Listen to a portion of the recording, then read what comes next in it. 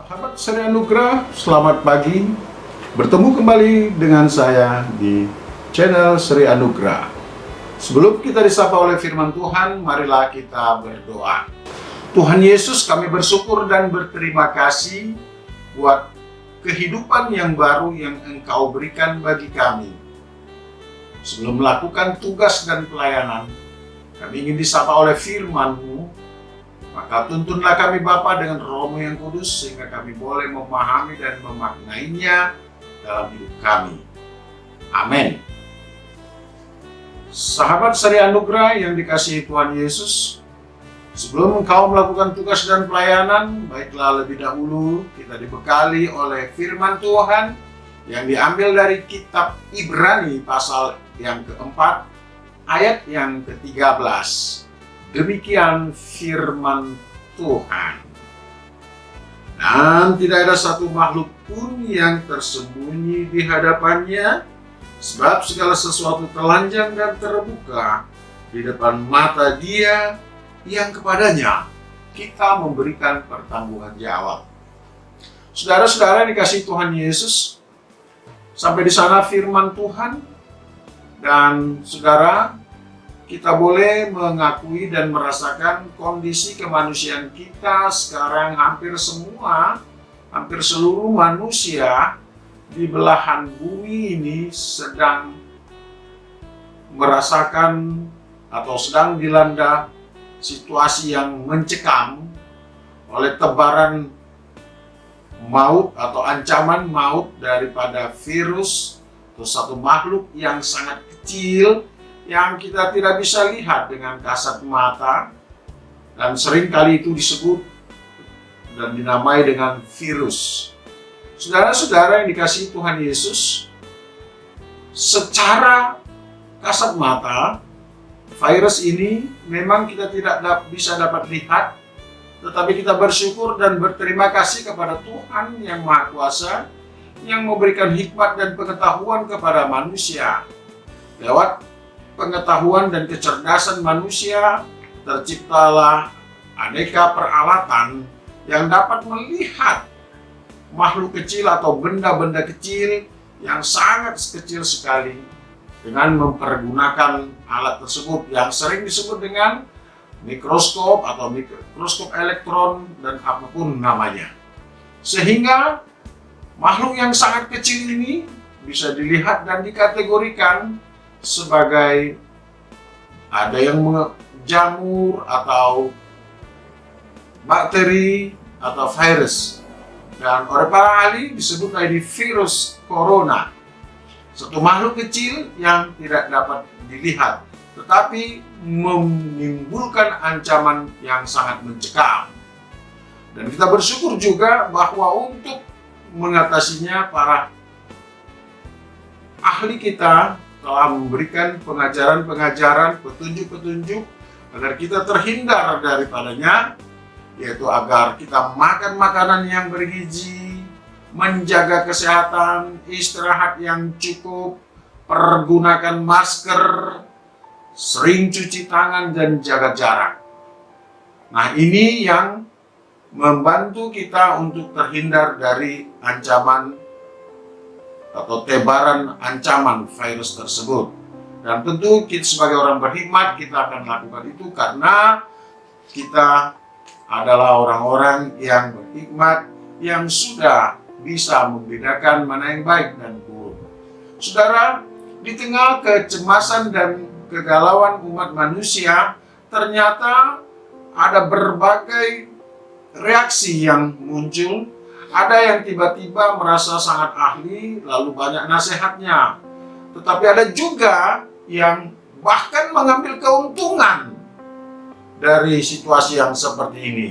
Misalkan ketika baru-baru merebaknya ancaman virus ini, bahkan untuk mendapatkan selembar masker yang tadinya hanya sekedar harga 2.000-an atau 3.000-an, tiba-tiba bisa melonjak menjadi 10.000, 15.000, dan luar biasanya ada orang yang mau mengambil keuntungan di tengah-tengah ketakutan yang berlebihan umat manusia.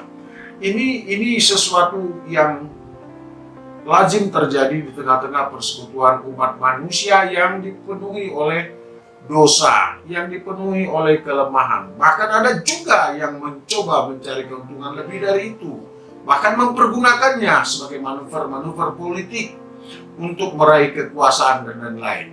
Apa yang lebih berbahaya dari virus ini? Sesungguhnya yaitu virus keserakahan, virus kesombongan dan ketamakan. Ini justru yang lebih berbahaya daripada makhluk yang kecil tadi. Dan ini tidak bisa dilihat dengan mikroskop apapun, karena itu tertulis, ternyatakan dari hati dan pikiran. Saudara-saudara, ada orang banyak yang merasa nyaman ketika dia merencanakan kejahatan, merencanakan ketidakbaikan, apakah di tengah lingkungan pekerjaan, bahkan mungkin di tengah-tengah pelayanan, di tengah-tengah gereja. Kita boleh merasa aman, merasa nyaman, bahwa mungkin kita merasakan dengan manuver-manuver yang kita perbuat, orang tidak mengetahuinya atau orang tidak merasakannya, tapi saudara ketahuilah, mata Tuhan ada di mana-mana. Hal ini bisa kita lihat pengalaman ketika Adam melakukan perbuatan kejahatan, yaitu melanggar perintah Tuhan. Dia bersembunyi, dia takut karena ada apa yang di dalam pikirannya, Tuhan tahu. Dalam Kejadian 3 ayat 10 dikatakan, Adam berkata, ia menjawab, ketika aku mendengar bahwa engkau ada dalam taman ini, aku menjadi takut karena aku telanjang. Sebab itu aku bersembunyi. Saudara-saudara, engkau boleh menyembunyikan apapun di dalam hatimu. Engkau boleh menyembunyikan apapun di dalam pikiranmu. Tetapi sebagaimana yang dialami oleh Adam, sesungguhnya Allah mengetahui jauh daripada ketersembunyian fisiknya. Dia boleh menyembunyikan fisiknya, dia boleh menyembunyikan tubuhnya, tetapi ada satu hal yang dia mungkin tidak tahu. Tidak ada yang tidak tersembunyi, tidak dapat dilihat oleh Tuhan. Tidak ada yang tersembunyi di hadapan Tuhan. Bahkan apa yang tertulis, terniatkan di dalam hati dan pikiranmu, Tuhan tahu. Niat itu yang menjauhkanmu dari Tuhan. Saudara, ada satu keterbukaan yang luar biasa yang kita boleh contoh. Ketika seorang mau melakukan kebaikan dan pelayanan ke hadapan Tuhan, dia jujur ke hadapan Tuhan. Dia berkata, selidiki aku Tuhan. Kita boleh contoh apa yang dikatakan oleh Mazmur, oleh Daud, yang dituliskannya dalam Mazmur, kitab Mazmur pasal yang ke-7 ayat 9. Dia berkata, Tuhan mengadili bangsa-bangsa, hakimilah aku, Tuhan. Apakah aku benar dan apakah aku tulus? Saudara, dalam perbuatanmu, apakah itu perbuatan baik sekalipun menurut ukuran manusia atau menurut ukuran bumi ini? Engkau yang mengetahui apa motivasinya. Engkau yang mengetahui apa yang jauh di dalam lubuk hatimu, kenapa engkau melakukan itu. Orang yang terpanggil melakukan kebaikan, orang yang terpanggil melakukan perbuatan baik, kesaksian untuk kemuliaan Tuhan, sesungguhnya dia tidak mengharapkan upah dari sesamanya. Dia tidak mendambakan sorak-sorai. Dia tidak mendambakan ucapan-ucapan terima kasih, ucapan-ucapan syukur dan lain sebagainya. Karena apa? Dia mendedikasikannya untuk kemuliaan Tuhan. Maka saudara-saudara, dalam pekerjaanmu hari ini, tebarlah kebaikan. Ingat, jangan ambil kesempatan untuk keuntungan sendiri dari pekerjaanmu hari ini. Jangan ambil kesempatan untuk memperkaya diri dalam melakukan pekerjaanmu, karena Tuhan tahu apa yang ada di dalam hatimu. Jangan ambil kesempatan untuk mencuri kemuliaan Tuhan, karena kemuliaan Tuhan itu tidak bisa diambil. Karena engkau adalah makhluk yang sudah dimuliakan, disucikan oleh Tuhan. Tetapi yang maha mulia adalah Tuhan. Selamat bekerja. Amin. Terima kasih ya Tuhan buat firman-Mu, dan biarlah kami boleh melakukannya untuk pelayanan, untuk kemuliaan nama-Mu. Kami harus mempertanggungjawabkan segala perbuatan kami di hadapan-Mu.